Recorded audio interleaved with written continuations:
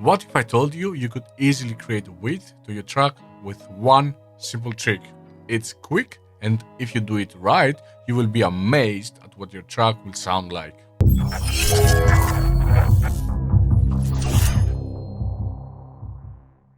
Hey guys, welcome back to my channel. I am DJ Legion, and today I am going to show you how you can create a wider sound to your beats with just a simple trick. So if you have ever wanted to add some width to your track but didn't know where to start, then this video is for you. On this beat I got some melodies and I wanted to make the vocal chops a little bit wider. For this purpose I'm going to use FabFilter Pro and I am going to start to find the frequencies that I want to change. But first I will switch from stereo to side mode and then I will start EQing.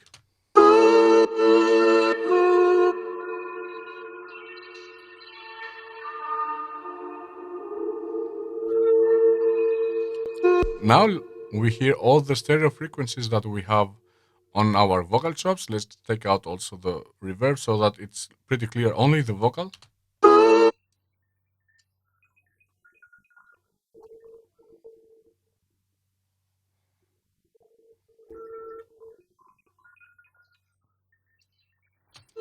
This was all the stereo information that we got on the vocals.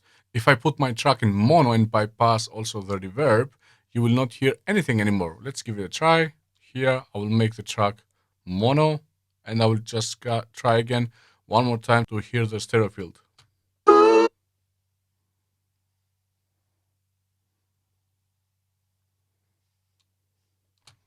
We got nothing. Now let's put back again the track on stereo and let's find this sweet spot that I want to boost on the stereo field.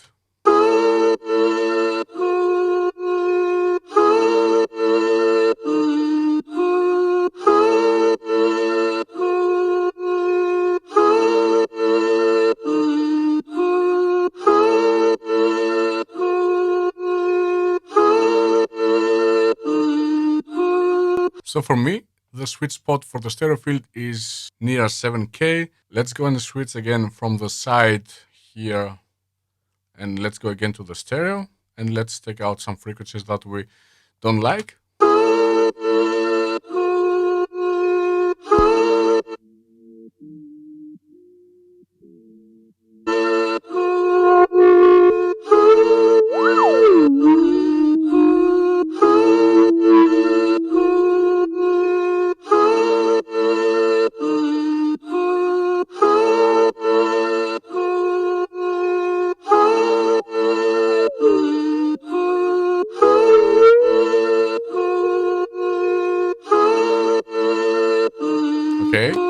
Okay, now let's play the vocals chops again and listen how they sound with our equalizing and without.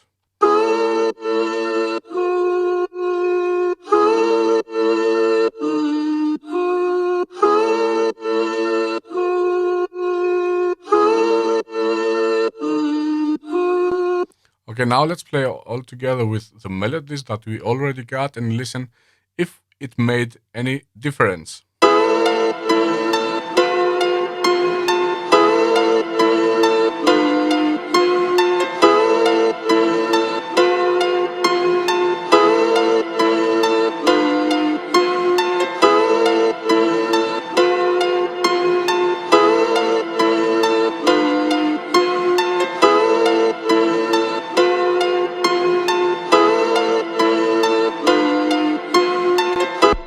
I can listen right away that the vocal sample is wider. I hope you got a good pair of headphones or speakers, otherwise you will not be able to hear the difference. To emphasize the vocals, we could also go on the first melody and take out some stereo frequencies.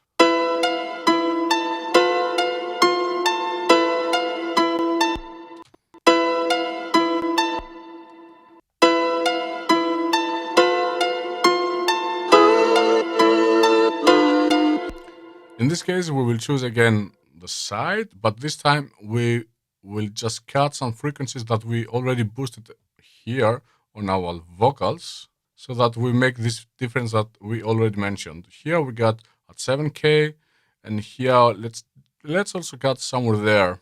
And listen how it sounds.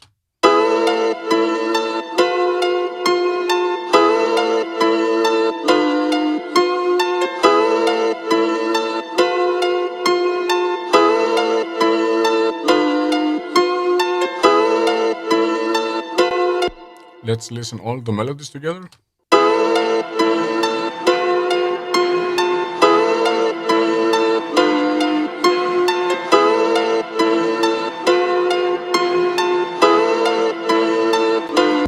In my ears, if you do it like this, all the melodies sound a little bit better together. In addition, we can also use this method to make sure that the kick and the bass hit in the center of the mix. But you will ask me, how?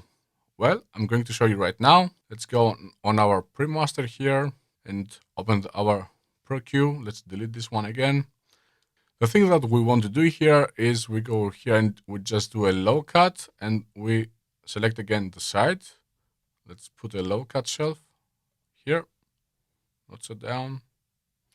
And we want to cut all the stereo frequencies below 150 Hertz. We want to make that because we want the center of the track to have power.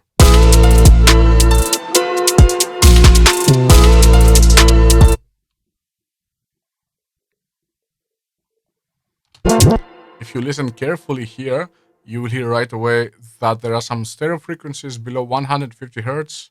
Let's put the shelf a little bit on 48. Okay. Now we are 100% sure that our bass and our kick sit on the middle of the track. I hope this video has helped you understand why mid-side equalization is a very important aspect of sound production. It's something that many of us take for granted without putting any thought into it, and we are just skipping this part.